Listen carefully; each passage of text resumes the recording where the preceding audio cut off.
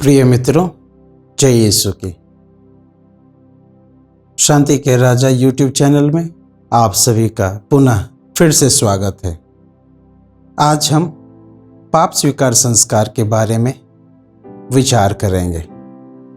पाप स्वीकार संस्कार को दूसरे नाम से भी जाना जाता है, जैसे कि मेल मिलाप संस्कार, पाप विमोचन संस्कार इत्यादि। पाप क्या है? पाप यूनानी भाषा हत्ता से निकला है। हत्ता का मतलब होता है निशान को भूलना, मिसिंग द लिंक। जब हम ईश्वर के बताए हुए रास्ते पे चलना छोड़ देते हैं, उनसे दूर हो जाते हैं, तो हम पाप में गिर जाते हैं। पाप की शुरुआत कैसे होती है? पाप की शुरुआत व्यक्ति जब स्वार्थ से परिपूर्ण होकर स्वार्थ भरा कार्य करने लग जाता है, पाप की शुरुआत होती है। पाप कितने तरह के होते हैं? पाप दो तरह के होते हैं, लघु पाप, आत्ममारू पाप। लघु पाप वे पाप होते हैं जो हम छोटे मोटे गलतियां करते हैं। इन पापों को करने से हम ईश्वर की जो कृपा है उससे वंचित नहीं किए जाते हैं। लेकिन आत्ममारू पाप वे पाप हैं जिसको करने के बाद हम प्रभु की कृपा से वंचित हो जाते हैं, और इसीलिए प्रभु की कृपा को पुनः प्राप्त करने के लिए हम सभी को पाप स्वीकार संस्कार के द्वारा प्रभु से मेल मिलाप करना पड़ता है। जब हम पाप करते हैं तो हमारा रिश्ता ईश्वर के साथ, स्वयं के साथ और अपने पड़ोसियों के साथ टूटता है। इसीलिए जब हम पाप करते हैं तो ईश्वर के विरुद्ध, स्वयं के विरुद्ध और अपने पड़ोसियों के विरुद्ध भी पाप करते हैं। इसीलिए हमें पाप स्वीकार करने की आवश्यकता है। पाप स्वीकार करने के लिए हमें पुरोहित के पास ही जाना क्यों आवश्यक है? क्योंकि पाप को क्षमा करने का अधिकार स्वयं प्रभु यीशु ख्रीस्त ने अपने शिष्यों को दी थी। उन्होंने कहा, तुम पृथ्वी पर जिसके भी पाप क्षमा करोगे वे अपने पाप से क्षमा प्राप्ति करेंगे, और जिनके पाप क्षमा नहीं करोगे वे पाप से बंधे रहेंगे। और इसीलिए आवश्यकता है कि जब भी हम पाप करते हैं हमें पुरोहित के पास जाना है। पाप दो तरह के होते हैं। एक, जो चीज़ें हमें नहीं करनी है उसे जब हम कर देते हैं वह पाप होता है। और दूसरा, जो चीज़ हम कर सकते हैं फिर भी नहीं करते हैं वह भी पाप होता है। अंग्रेजी में इसे सिन ऑफ ओमिशन और सिन ऑफ कमीशन कहते हैं।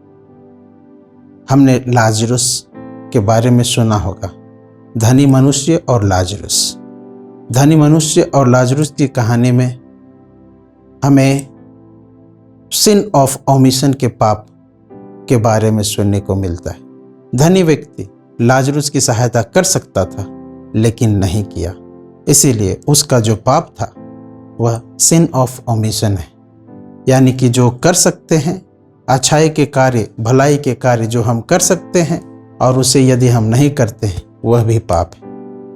और सिन ऑफ कमीशन वे पाप हैं जो हम नहीं करना चाहिए फिर भी करते हैं। तो ये दो तरह के पाप, और दोनों पापों के लिए हमें पाप स्वीकार करने की आवश्यकता है। पाप स्वीकार कितनी बार करना है? पाप स्वीकार जितनी बार चाहिए उतनी बार हम कर सकते हैं। कलीसिया में ऐसे संत हुए हैं जो रोजाना पाप स्वीकार किया करते थे। पाप स्वीकार अक्सर करने की आवश्यकता है। कलीसिया ने बरस कम से कम एक बार, वो भी पास्का पर्व के मनाने से पूर्व, पाप स्वीकार करने की एक नियम बनाई है। लेकिन ये नियम उस समय उन लोगों के लिए बनाए गए थे जिनका घर चर्च से, गिरजाघर से दूर है, जहाँ पे पुरोहित की उपस्थिति नहीं है। ऐसे एक अवस्था को ध्यान में रखते हुए कलीसिया ने नियम बनाया था कि बरस बरस कम से कम एक बार पाप स्वीकार करना है। लेकिन आज की स्थिति दूसरी है। आज हमारे पास नज़दीक में ही गिरजाघर होते हैं, पुरोहित होते हैं, इसलिए हमें पाप स्वीकार अक्सर करना है।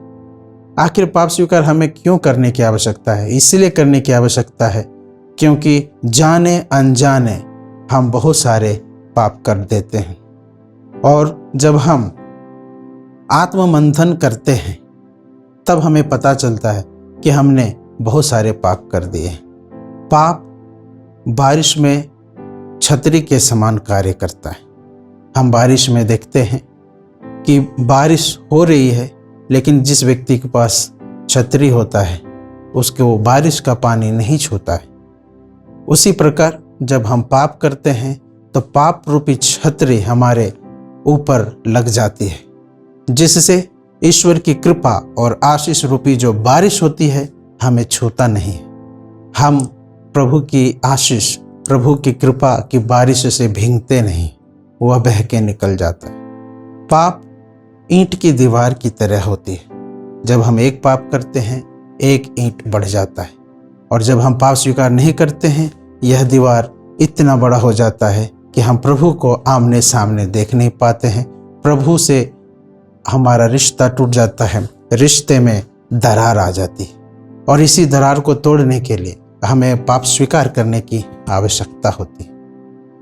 पाप स्वीकार करने के क्या लाभ हैं?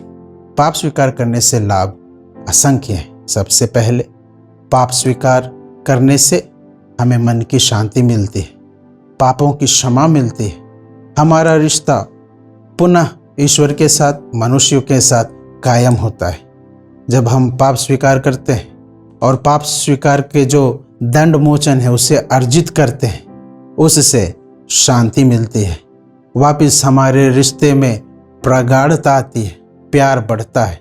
और इस तरह से पाप स्वीकार से न केवल आंतरिक रूप से चंगाई मिलती है, शारीरिक रूप से भी चंगाई मिलती है। इसीलिए प्रभु यीशु ख्रिस्त न केवल आत्मा को चंगा करते हैं बल्कि शरीर को भी चंगा करते हैं। वो दोनों, शरीर और आत्मा दोनों के चंगाई दाता है।